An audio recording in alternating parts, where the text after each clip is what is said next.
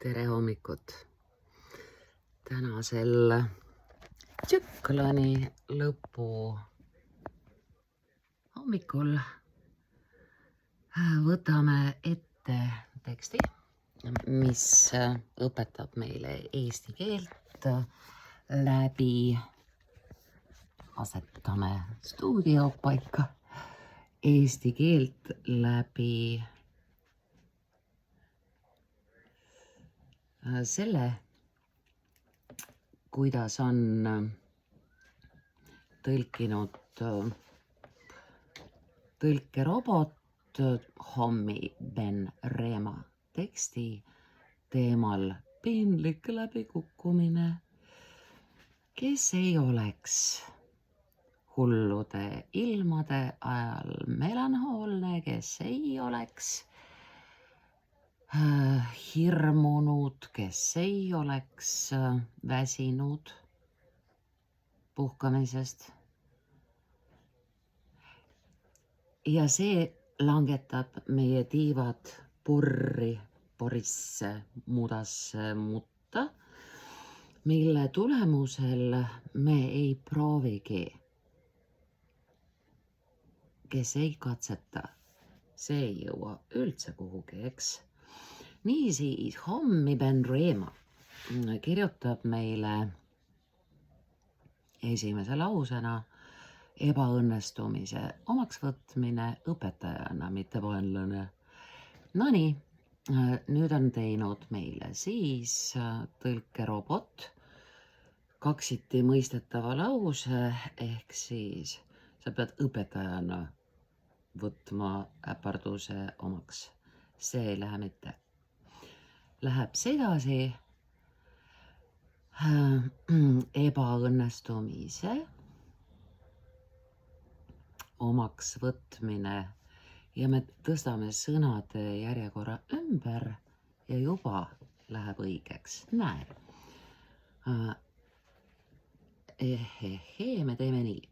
Ebaõnnestumise omaks võtmine mitte vaenlase, vaid õpetajana. Ma tegin siia sellise sigrimigri, asi lihtne.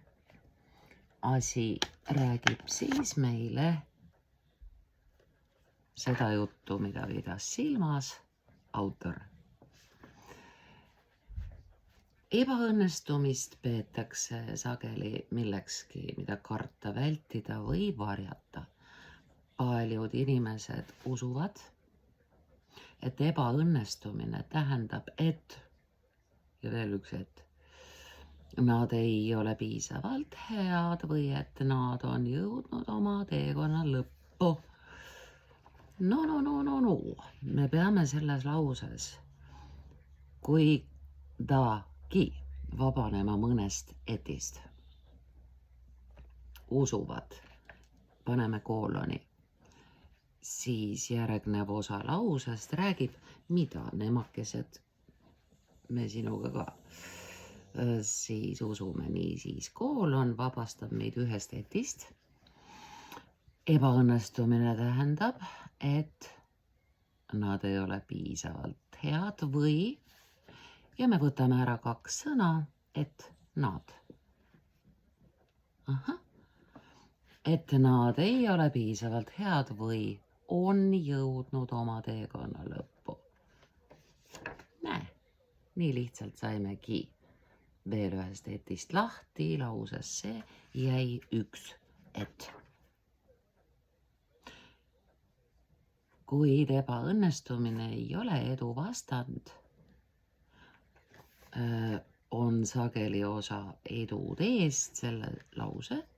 Me alustame sõnaga ebaõnnestumine suure E-ga, kuna tõmbame maha, ei ole edu vastand, koma, ta on sageli osa edu teest, selle me kirjutame kokku, edu tee, liik, olgu meil õnne seda võimalikult sageli kogeda, eks.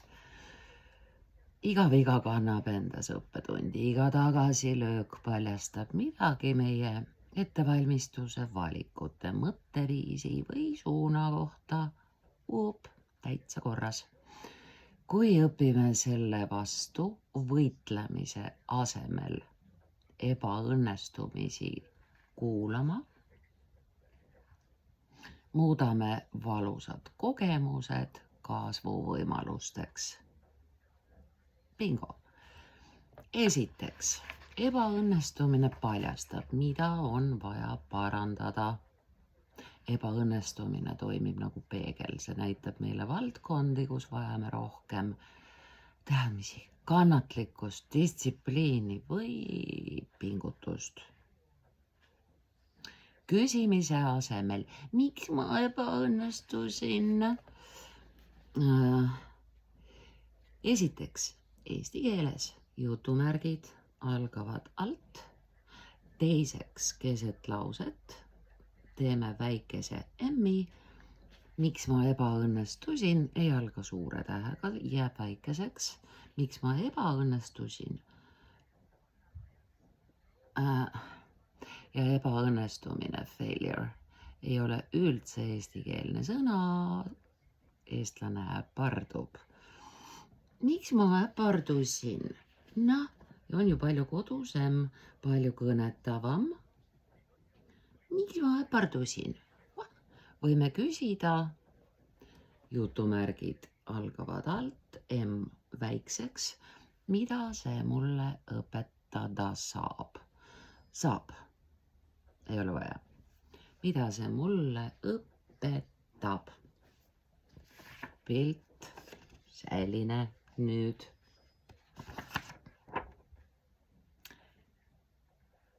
Suurimad saavutused.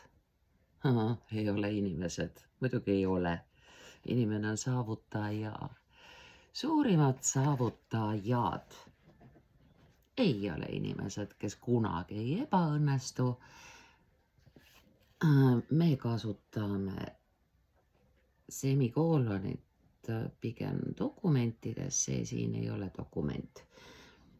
Järelikult piisab tavalisest komast. Kes kunagi ei ebaõnnestu, nad on inimesed, kes kasutavad ebaõnnestumist tagasisidena. True that. Teiseks, ebaõnnestumine suurendab vastupidavust. On ju, mis tapad, see teeb tugevaks. Ja niimoodi 60 aastat järjest. Iga kord, kui kogeme pettumust ja otsustame jätkata, muutume tugevamaks. Ebaõnnestumine arendab julgust, kannatlikkust ja emotsionaalset jõudu. See õpetab meile, et tagasilöögid on ajutised. Et maha on ajutised ja oleme võimelised väljakutseid ületama. Eestlane ütleb vastu võtma.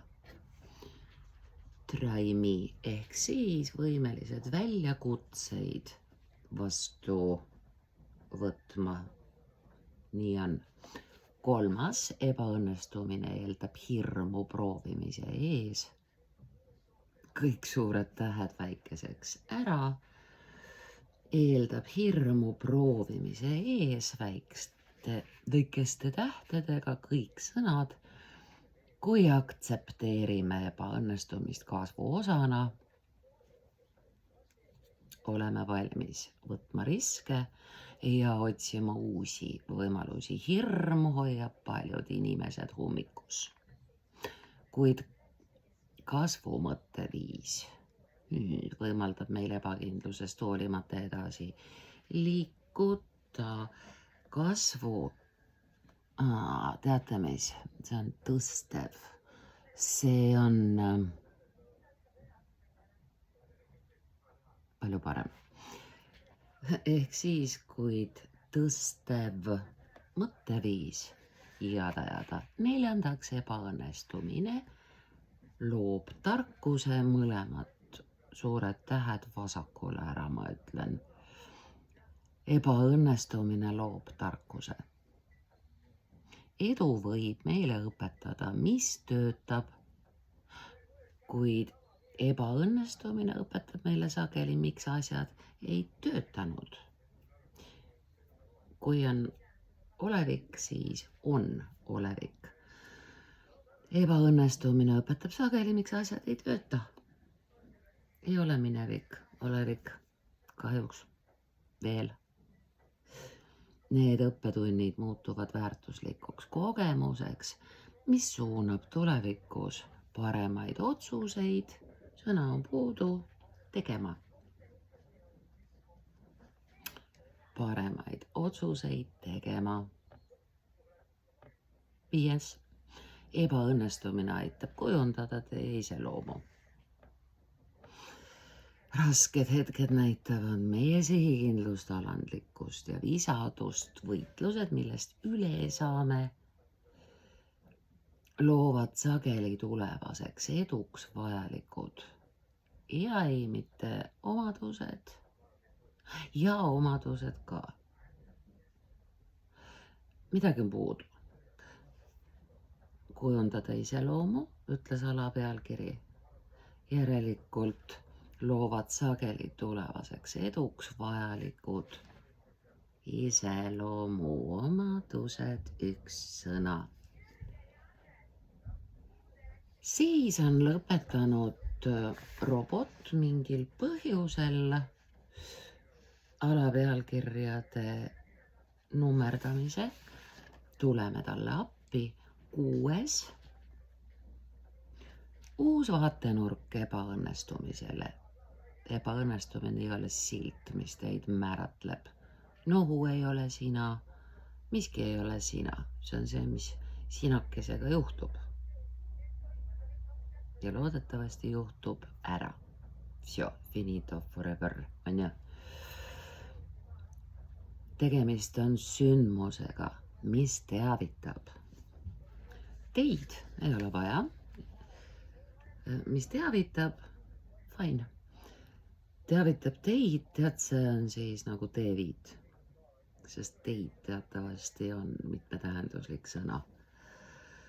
See ei tähenda, et olete ebaõnnestumine, jutumärgid eesti keeles algavad alt. See tähendab, et ja me võtame teised jutumärgid üldse ära. See tähendab, et olete avastanud viisi, mis ei tööta. Minevik maha, ei tööta. Olete avastanud viisi, mis ei tööta. Võtkem sellele mittetöötavale viisile, laadile, moodusele patent, litsents. Minu ämber.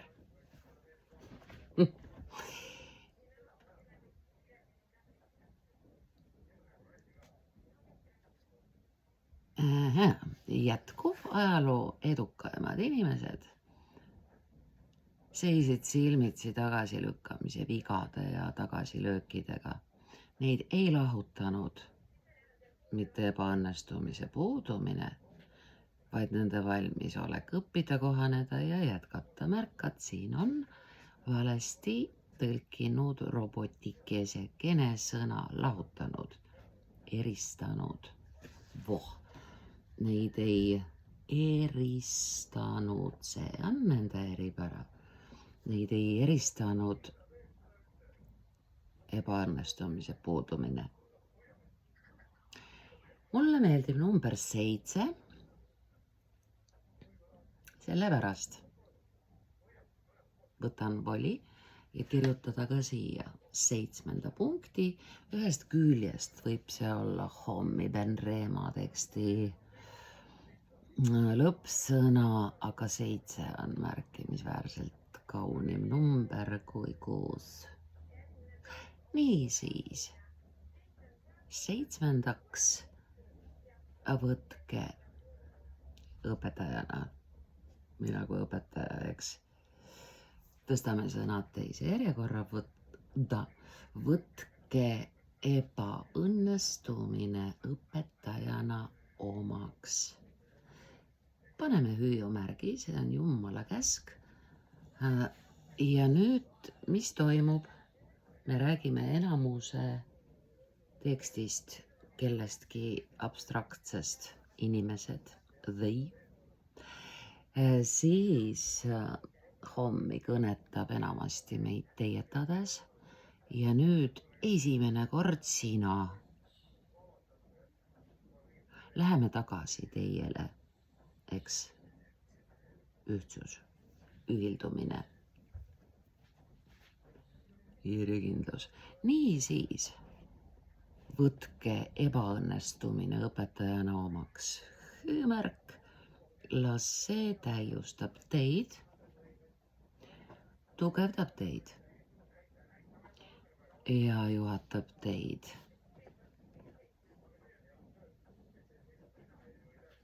selle inimese poole,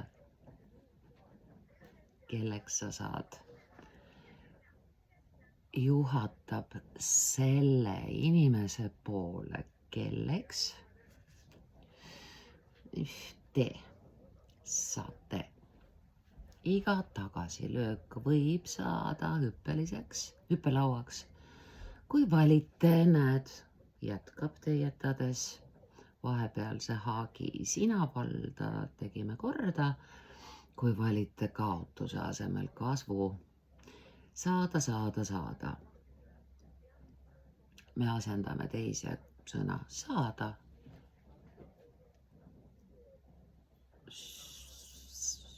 Võimalusi on mitu. Iga tagasilöök võib osutuda, kujuneda hüppelauaks, kui valite kaotuse asemel kasvu. Nii ilus, kui eesti keel on eestikeelne. Aitäh sõnumi eest, hommi Ben Reema. Sinule jõudu, rõõmu, loovust, soojust, avarust, kirjutada oma tekst, mille teema pärast meie meeldivat koosviibimist hakkab olema. Kirjuta oma toimetulekust läbikukkumistega. Ega ometi sa ju sellepärast tegusid ei väldi, et äpardusi ei juhtuks. Sina oled see, kes riskib. Julge hundirind on rasvane, kes ei riski. Šampanjat ei joo. Kirjuta sellest. Aitäh!